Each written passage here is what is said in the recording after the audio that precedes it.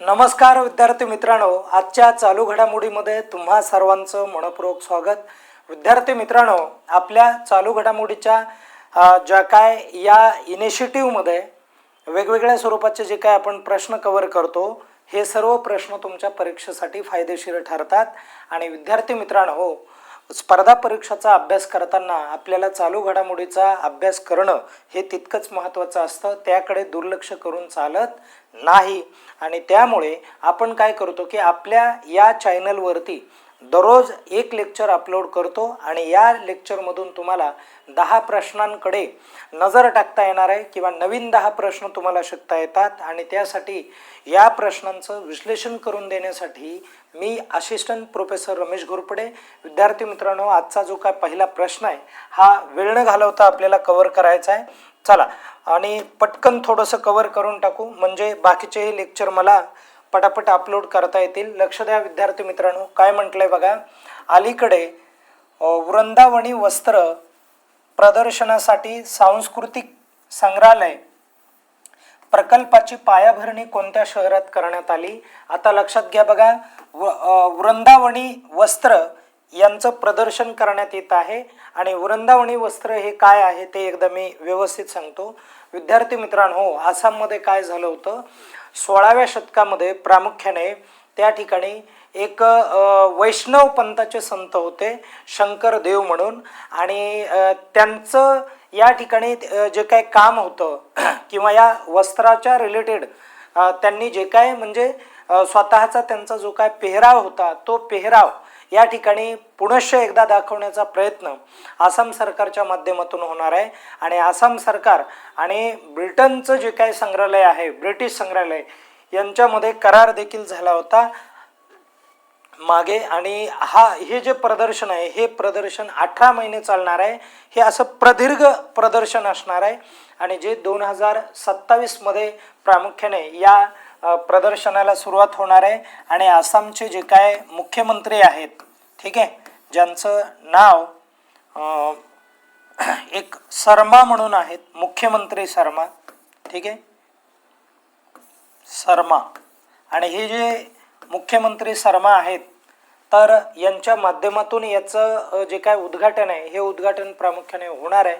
आणि मग कुठे होणार आहे उद्घाटन, तर हे गुवाहाटी या ठिकाणी होणार आहे। आणि कशाचं होणार आहे, सांस्कृतिक संग्रहालय प्रकल्प आहे, हा प्रकल्प सुरू होणार आहे, म्हणून हे देखील लक्षात राहू द्या। बघा मित्रांनो, आलं का लक्षात, अशा प्रकारचा जो काय भाग आहे हा परीक्षेमध्ये विचारला जाऊ शकतो। आपण पुढे जाऊयात। बघा, लेनाकापावीर हे काय आहे, तर लेनाकापावीर नावाचे HIV प्रतिबंधक इंजेक्शन आहे। आणि हे जे इंजेक्शन आहे हे नुकतंच कोणत्या देशाने सुरू केलं आहे हे तुम्हाला सांगायचं आहे। आणि विद्यार्थी मित्रांनो, HIV हा एक असा रोग आहे की ज्या रोगावरती परमनंट जो काय इलाज आहे तो आत्तापर्यंत भारतामध्ये तरी नाही, अमेरिकेमध्ये करण्यात आलेला आहे, परंतु भारतामध्ये नाही। आणि जगामध्ये असंख्य जे काय देश आहेत हे अशा रोगांवरती काम करतात।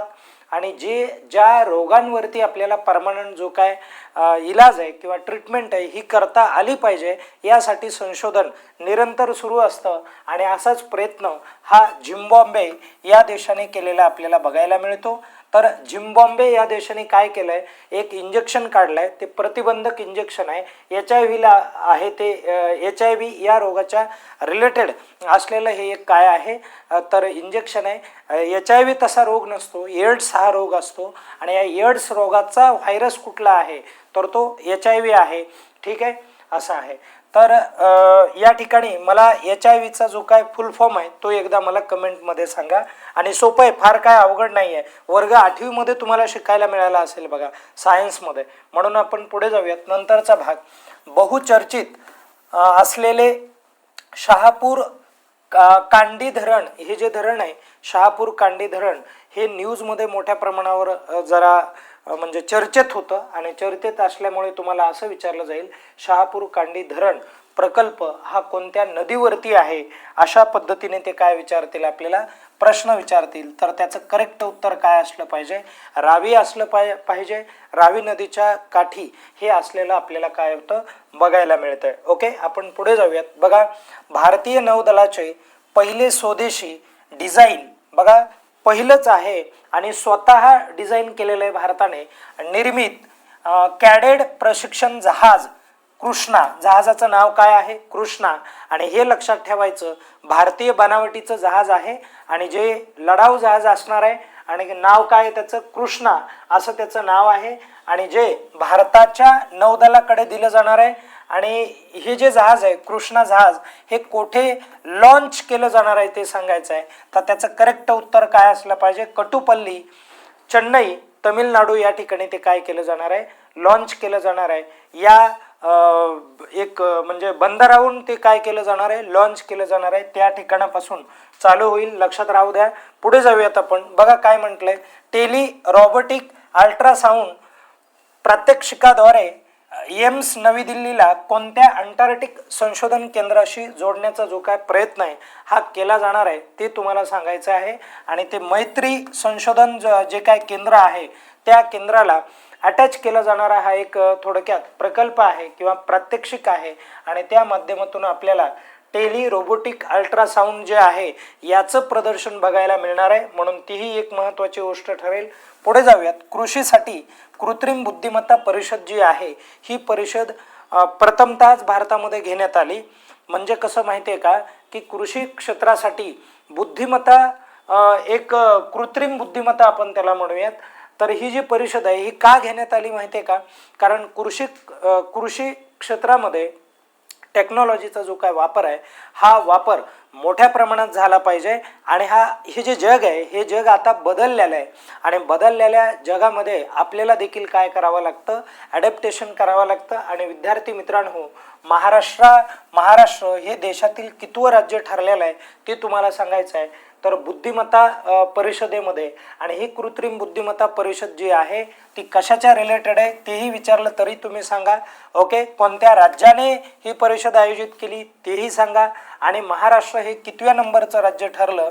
तर भारतामध्ये हा जो प्रयोग आहे हा प्रयोग प्रथमतःच करण्यात आला, म्हणून हे देखील तुम्हाला लक्षात ठेवावं लागणार आहे.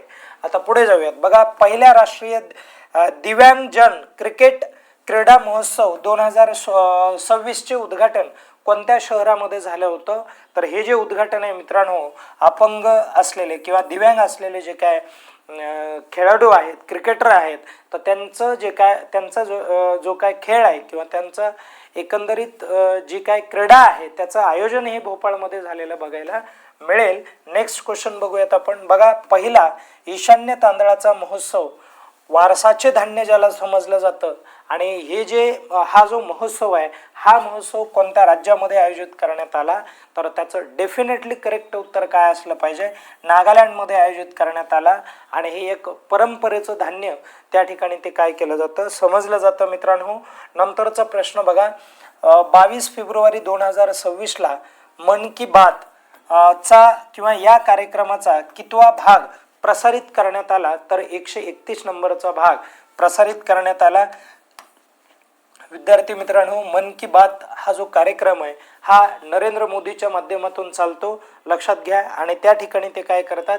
मन की बात या कार्यक्रमातून देशामध्ये किंवा देशाचे असलेले जे काय ध्येय धोरणं आहेत या धोरणांच्या संदर्भामध्ये ते बोलतात.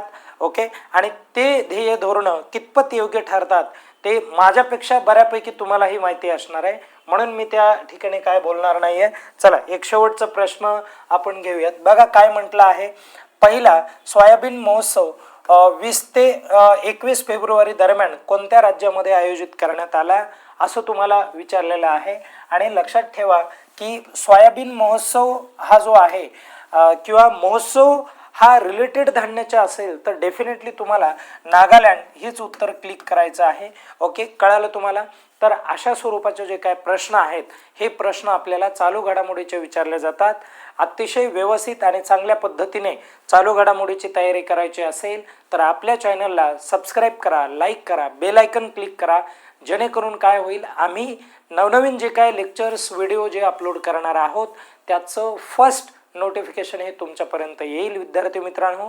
आणि तुम्हाला आमच्या चॅनलशी म्हणजे एकरूप होता येईल. ओके, धन्यवाद.